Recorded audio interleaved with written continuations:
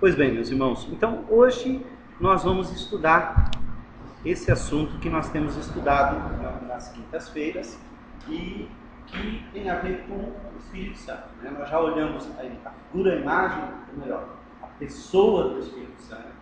Temos uma visão panorâmica no Antigo Testamento, na Bíblia toda, olhamos detalhadamente o assunto, a gente poderia gastar muito mais tempo, mas olhamos assim de uma maneira panorâmica, mas pegando os pontos principais. Hoje eu quero tratar de um dos momentos mais marcantes da presença do Espírito Santo e da inauguração de uma nova era, que é chamada a Era do Espírito. Semana passada a gente viu mais detidamente o Espírito Santo na vida de Jesus. Como o Espírito Santo esteve presente na vida e no corpo de Jesus, até que ele morreu, ressuscitou, subiu aos céus e ele fez uma promessa. É a partir daí que nós vamos começar a trabalhar. Nós vamos trabalhar com aquilo que a gente chama de a constituição da igreja no Pentecostes.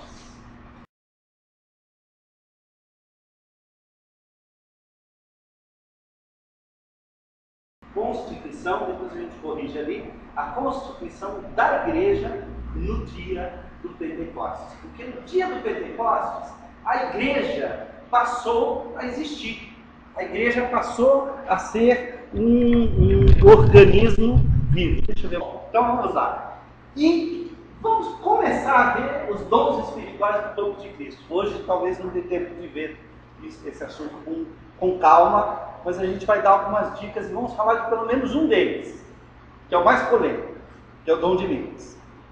Tá? Nós vamos entender a origem do dom de línguas, de como o dom de línguas começou e qual é a história. Bom, vamos lá. O que a gente vai tratar então? Do dia do Pentecostes. Eu estava procurando na internet várias imagens representando o Pentecostes, algumas muito interessantes, algumas eu usei durante o estudo, mas esta aqui foi a que eu mais gostei. Sabe por quê? Porque em todas as outras imagens que eu vi do Pentecostes, só tinha os 12 apóstolos, ou melhor, os 11 apóstolos, no dia do Pentecostes. As imagens de origem católica ainda concediam que Maria estivesse junto deles. Em algumas, Maria bem no centro, num lugar mais alto, uma luz especial em cima dela, e os apóstolos todos do lado dela, como que ajoelhados diante dela. Então é uma imagem tipicamente católico-romana, porque eles creem que o Espírito Santo está muito ligado à pessoa de Maria e tal. É um assunto que a gente não vai entrar agora, mas apenas para a gente saber. Mas eu gostei dessa imagem aqui, porque quantos estavam inicialmente no dia do Pentecostes? Os apóstolos? Mas só os apóstolos? Não. Quantos? 600? Não. Não, 3.000 foi só depois que se converteu, né? 120 discípulos. Estes 120 discípulos foram aqueles que ficaram em Jerusalém e se reuniam diariamente desde a ascensão de Cristo, desde que Cristo subiu aos céus. Nos 10 dias subsequentes, eles ficaram, segundo o livro de Atos, eles ficaram em Jerusalém, porque Jesus disse a eles, permanecei em Jerusalém até que do alto sejais revestidos de poder. E eles ficaram em Jerusalém e eles começaram a se reunir. Pastor, Qual é o versículo? No versículo 15, O que diz aí? naquele dia levantou Pedro no meio dos irmãos, ora, Compunha-se a assembleia de umas 120 pessoas. de cerca ou de umas 120 pessoas. Quer dizer, podia até ter mais, né? Podia, mas aquele dia tinha 120 e muito provavelmente no dia do Pentecostes era mais ou menos isso. Há um texto, por exemplo, em 1 Coríntios, lá no finalzinho, capítulo 15, em que Paulo diz que Jesus foi visto no monte, antes de subir ao céu, por cerca de 500 irmãos. Depois vocês procuram lá no capítulo 15 de 1 Coríntios, onde Paulo diz isso. Ele foi visto por cerca de 500 irmãos. Então a gente imagina que de toda aquela multidão que seguia Jesus, os que ficaram firmes mesmo, eram entre 120, 500, 600, mais ou menos. Mas era um grupo pequeno. Ainda era um pequeno rebanho. E eles, por que eu gosto dessa imagem? Porque não são só os 12, né? Você vê, olha, eles estão no templo, tá? Eles estão provavelmente perto de uma das portas do templo, e de repente veio um vento impetuoso e desceu sobre cada um deles como que chamas. Embora, assim, agora prestando bem atenção nessa imagem, os que estão com chamas na cabeça são só quantos? 1, 2, 3, 4, 5, 6, 7, 8, 9 e quem mais? Do outro lado tem também. Aqui atrás? Não, em cima. Em cima, no fundo, acho que são 12 mesmo, porque esses outros aqui, olha, não estão com chamas na cabeça. Então, até essa imagem aqui, embora eu achasse que ela era melhor que as outras, mas não é não. Porque, de fato, o Espírito Santo não desceu apenas sobre os 11. Desceu sobre a Assembleia original. Ok? Bom, vamos dar uma olhada, vamos para frente, né? O que é um dom? Era até para ser surpresa, era para aparecer devagarzinho, mas já apareceu tudo aqui, então você já tem aí a cola na frente. O que é um dom? É um presente, é uma dádiva, né? Uma dádiva. Segundo o dicionário do Novo Testamento grego, esse aqui é o termo grego, né? Já que nós estamos falando em línguas, né? Vocês começam a acostumar a ler em línguas.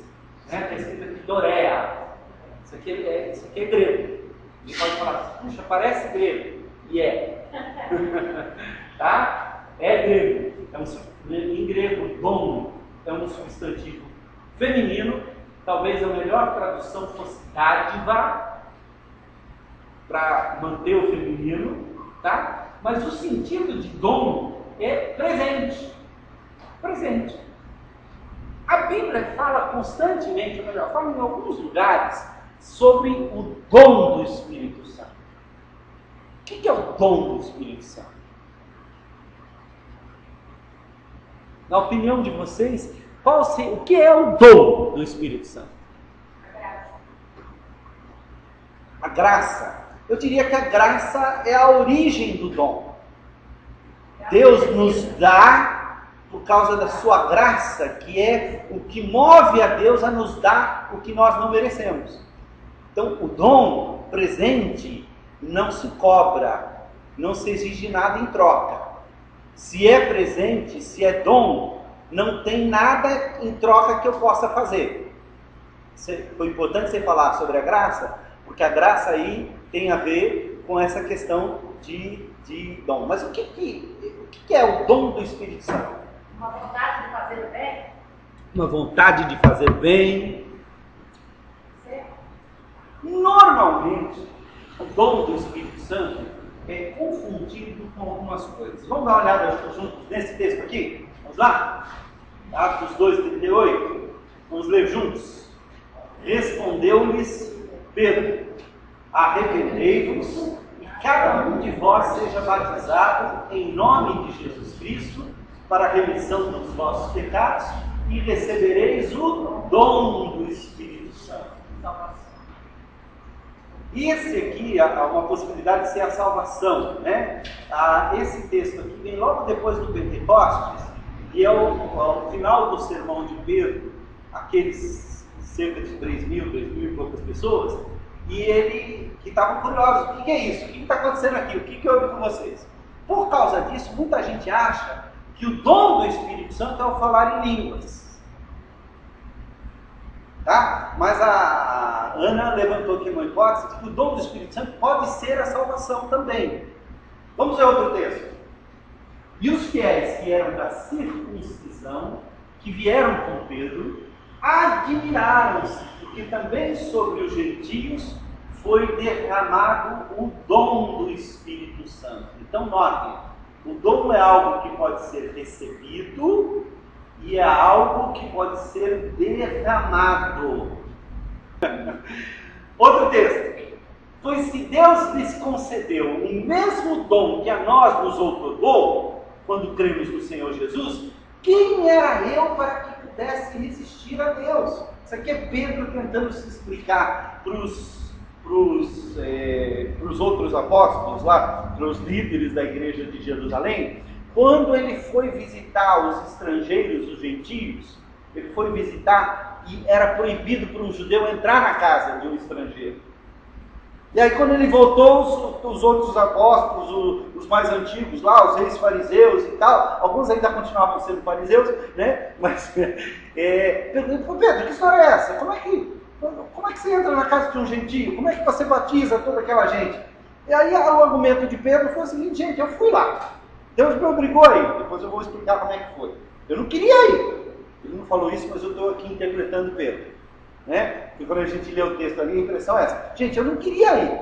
Lembra que ele estava lá orando na casa de Simão o curtidor? E aí desceu, ele teve uma visão, desceu um lençol do céu cheio de animais impuros que os judeus não comiam. E Deus disse: Pedro, mata e come. Ele disse: que é isso, Senhor? Eu não como nada impuro, nunca entrou na minha boca nada impuro. Aí Deus disse: Pedro, que Deus purificou, o que eu purifiquei, não consideres impuro. Precisou fazer isso 3 vezes. Pedro parece que só aprendia depois de 3 vezes. Não é? Negou 3 vezes. Jesus perguntou para ele 3 vezes se ele amava. Pedro parece que só depois da 3ª é que entendia as coisas. 3 vezes aconteceu a mesma coisa. Quando acabou de acontecer, ele falou: o que será que Deus está querendo dizer? Batem os soldados lá embaixo, quer dizer, soldados não, os enviados lá embaixo, dizendo: olha, o Cornélio mandou te chamar. O que é Cornélio? A Cornélio é um gentio que mora lá. Aí ele pensou: eu vou na casa de um gentio? Ele é imundo, ele é impuro. Aí ele lembrou: o que eu purifico, não consideres impuro. Aí ele foi.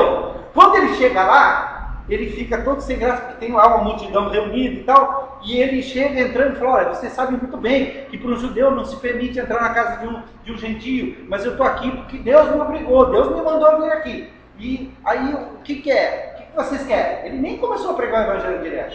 Aí o Cornélio falou: olha, eu estava orando e apareceu para mim um anjo, não lembro se foi uma visão, se foi um anjo, apareceu para mim um anjo dizendo para mandar te chamar na rua tal, lá na casa de Simão o curtidor, na rua direita, que você tinha algo para dizer para a gente.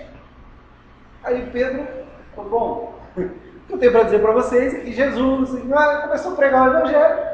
Quando ele nem fez apelo, de repente o Espírito Santo desceu sobre os gentios e eles começaram a falar em outras línguas. Aí Pedro ficou: e agora? E agora? E todo mundo que estava com ele falou: gente, mas o que aconteceu com ele não é o mesmo que aconteceu com a gente. Aí Pedro fala assim: gente, se Deus deu a eles o mesmo Espírito Santo que nos deu a eles as mesmas experiências que nós tivemos, quem somos nós para negar água para batizar essa gente? Será que a água da igreja é mais santa que o Espírito Santo? Então, Pedro batizou contrariado. Batizou. Quando ele voltou, os da circuncisão, né, os que eram judeus e tinham se convertido a Jesus, Pedro, que história é essa? Ele disse: gente, eu não pude fazer nada, até que atendei e tal. Mas se Deus lhes concedeu o mesmo dom que a nós nos outorgou, quando cremos no Senhor Jesus, quem era eu para que pudesse resistir a Deus? Ele está falando o quê? Que algum presente foi dado. Que presente é esse? É a salvação? É o dom de línguas? É o quê? Vamos dar uma olhadinha então, que dom é esse, né?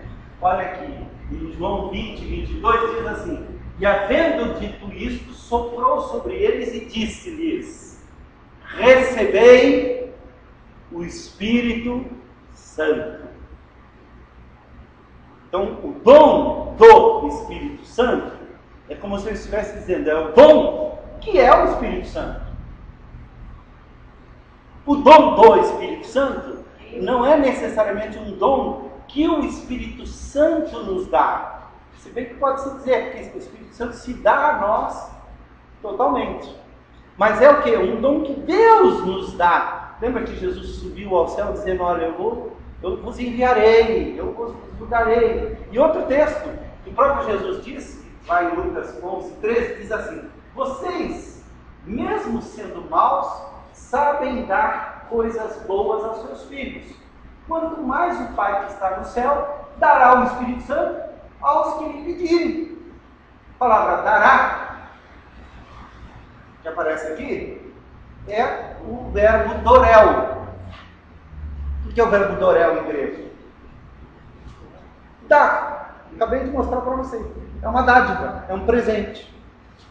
Então, a gente pode dizer que, né, eu até fiquei assim, na dúvida em qual pronome relativo, o interrogativo eu devia usar. Se eu usasse o que é o dom do Espírito Santo, eu estaria induzindo a vocês a pensar que o dom é uma coisa. Se eu dissesse quem é o dom do Espírito Santo, eu estaria entregando o ouro antes da hora.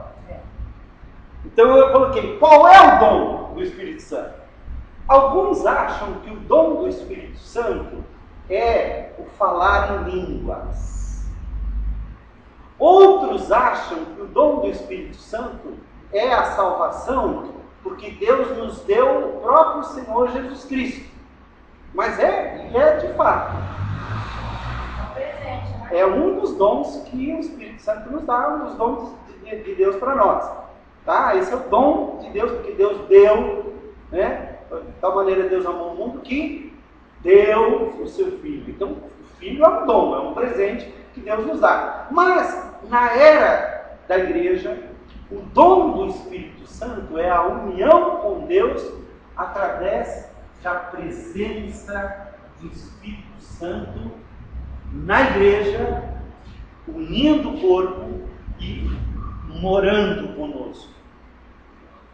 Para a gente entender isso, a gente tem que entender que em toda a Bíblia existe um processo pelo qual Deus vai devagarzinho habitando com a gente.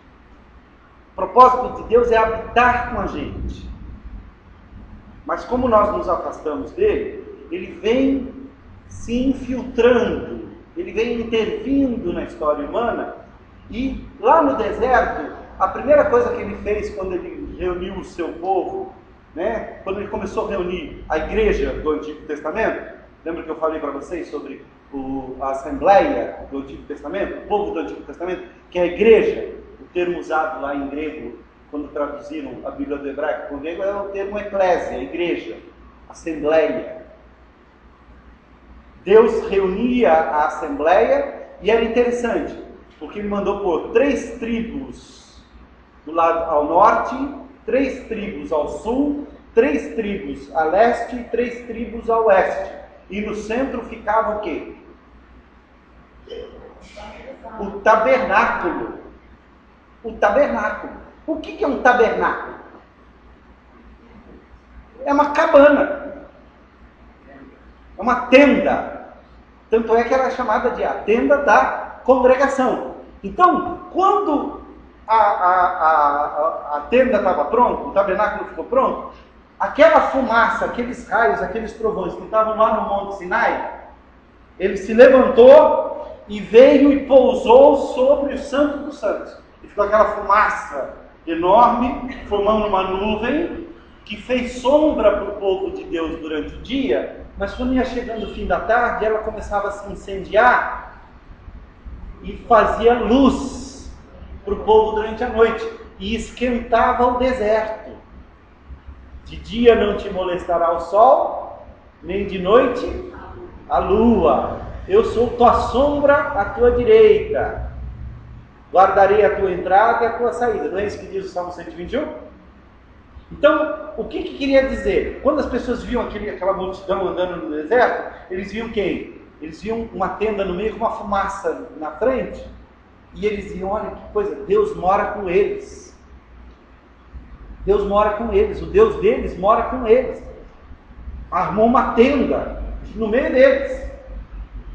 Sabe quando é que o povo marchava? Quando a coluna de fumaça se levantava, os levitas tinham que ficar atentos, tocar as trombetas, todo mundo arrumava as suas cabanas, todo mundo já ficava pronto, já nas posições corretas, os levitas vinham, desmontavam a congregação, porque a nuvem ia para frente, e a nuvem ia caminhando e o povo ia seguindo a nuvem. Significa o quê? Deus está no meio do seu povo. Isso vai acontecendo no Antigo Testamento e tal. Quando chega em João, capítulo 1, versículo 14, se eu não me engano, depois vocês dão uma conferida aí para mim, João capítulo 1, 14, diz assim: e o Verbo se fez carne e habitou entre nós, e vimos a sua glória como do unigênito do Pai. É isso mesmo? É João 1,14? É, João 1,14. A palavra, o Verbo se fez carne e habitou. Isso, esse termo, habitou, em grego, é a palavra tabernaculou, que significa montou a sua tenda entre nós. No Novo Testamento, quem é a tenda de Deus? No Antigo Testamento é o templo, é o tabernáculo. E no Novo? Jesus. Jesus é a tenda. Por isso que Jesus disse assim: está vendo esse tabernáculo aí? Está vendo esse templo? Destrua-o e em 3 dias eu o reconstruirei. Está falando dele, da ressurreição. Então, notem, no Novo Testamento o templo vai se tornando obsoleto. Tanto é que no dia da morte de Jesus, o templo só servia para os sacrifícios. O que aconteceu com o templo? Ainda não. Foram 40 anos depois que isso veio acontecer. Mas aconteceu uma coisa fundamental. No Santo dos Santos, rasgou a cortina que separava o Deus dos homens. Rasgou. A partir daquele momento, o templo não serve para mais nada. As fendas foram todas quebradas. Isso, mas isso depois. Por isso que no ano 70 os romanos vieram e derrubaram o templo. Só sobrou um muro, que é o Muro das Lamentações. Pastor, quando Jesus disse que o falou que está consumado, isso. A Bíblia não fala que as penas sim. caíram, sim. Os mortos. Isso. Mas não foi no templo. Diz que as pedras se fenderam. Houve um terremoto. Isso. Mas não eram as pedras do templo. Eram as pedras ao lugar. Exatamente. O templo não fala nada se ele tremeu ou não. Mas o livro de Hebreus deve ter sido escrito pouco depois da destruição do templo. E ele está dizendo: olha, gente, não se preocupem. O templo não serve mais para nada. Porque o nosso templo é Jesus. E Jesus, e agora? O nosso templo foi embora. Subiu para o céu. O Espírito Santo, que é o presente de Deus para nós, é o dom de Deus para nós, veio e está construindo um novo templo. Quem é a pedra fundamental desse templo? Não é Pedro, não? Jesus é a pedra fundamental. E Pedro é pedra? Pedro é pedra pura. Pedro é pedra. Pedro é pedra. Como eu sou pedra, como você é pedra. Só que nós somos as pedrinhas que estão sendo usadas para construir um novo templo. A pedra fundamental é Jesus. É o fundamento, né? Tem até um hino que a gente canta que diz: da igreja o fundamento é Cristo Salvador, em seu poder repousa e é forte em seu amor, né? E aí tem um outro verso desse hino que diz assim: e como pedras vivas ali alicerçados, né? Cresçamos templo santo para a sua adoração. Nós somos o templo de Deus. Ele fala aqui que foi a pedra que dinheiro rejeitado. Exatamente. 1 Pedro capítulo 2, versículos 4, 5, 6 e ali. Então note, qual é o dom do Espírito Santo? É o próprio Espírito Santo que nos é dado.